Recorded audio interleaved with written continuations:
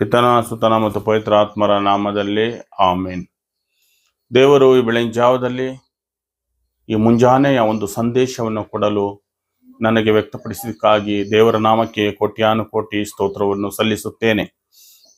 ನಾವು ಯೇಸು ಕ್ರಿಸ್ತರನ್ನು ಎದುರು ನೋಡುವಾಗ ಕರ್ತರು ನಮ್ಮೊಡನೆ ಯಾವಾಗಲೂ ಇರುತ್ತಾರೆ, ನಮ್ಮ ಹೃದಯದಲ್ಲಿ ಇರುತ್ತಾರೆ.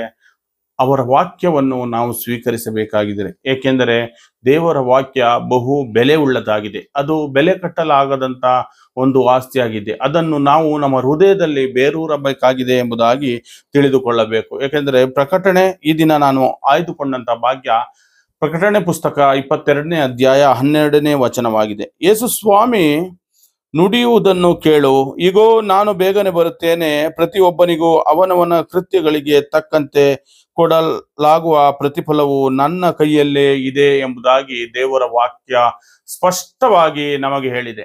ಇದನ್ನು ನಾವು ತಿಳಿದುಕೊಳ್ಳಬೇಕು. ಏಕೆಂದರೆ ಈ ವಾಕ್ಯವನ್ನು ನಾವು ತಿಳಿದುಕೊಂಡು ಸ್ವೀಕರಿಸಿಕೊಂಡಾಗ ದೇವರು ಒಂದೊಂದು ಪ್ರತಿಫಲವನ್ನು ನಮಗೆ ಕೊಡುತ್ತಾರೆ ಎಂಬುದಾಗಿ ನಾವು ತಿಳಿದುಕೊಳ್ಳಬೇಕು. ಏಕೆಂದರೆ ಯೇಸು ಕ್ರಿಸ್ತರಲ್ಲಿ ಪ್ರತಿಯೊಬ್ಬನಿಗೂ ಕೊಡುವಂತಹ ಪ್ರತಿಫಲವು ಅವರಲ್ಲಿದೆ ಎಂಬುದಾಗಿ ನಾವು ತಿಳಿದುಕೊಳ್ಳಬೇಕು. ವಾಕ್ಯವನ್ನು ಓದಿ ನಮ್ಮ ಹೃದಯದಲ್ಲಿ ಅದನ್ನು ಸ್ವೀಕರಿಸಿಕೊಂಡಾಗ ದೇವರು ನಮ್ಮೊಳಗೆ ಮಾತನಾಡುತ್ತಾರೆ ಎಂಬಂತ ನಂಬಿಕೆ ಇರಬೇಕು.